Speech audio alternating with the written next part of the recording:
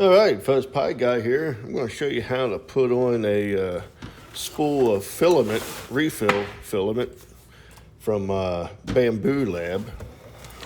So we have our refill spool here. As you can see, there's no spool. And these are the reusable spools that you can get from them. And if you just hold one hand on each side and twist it apart, it'll come apart like such. And if you look, this side is a little bit higher than this side with the spool. So this is the one that we're going to use first. Now we're going to act like this is the bottom. And if you look, you'll see a little notch here. There's only one notch. So we're just going to put that however way you want. I'm just going to put it down towards me. Then we're going to go ahead and open up our spool. And if you look here on the cardboard of the spool, you will notice a notch. And do not undo these yet, or you might have a problem. And these are the little RFID tags that tells you, automatically hooks it up to the AMS. So we're going to take the notch and line it up with the notch on the wheel here,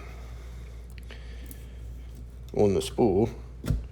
And as you can see, it fell down into place, and you could kind of just slowly move it back and forth.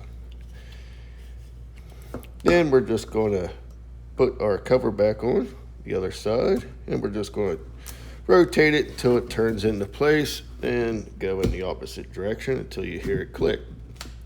Just like that, and there we go. Our spool's on. Here's the beginning of our spool. And now we can just go ahead and pull these out. Or cut them if you need to. But as you can see, they come apart pretty decent.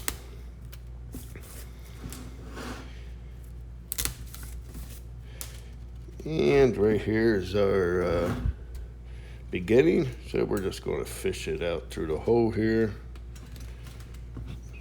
so we don't have no issues. And there we go.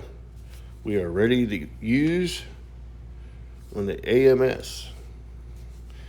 All right, thanks for watching. Stay tuned for another one.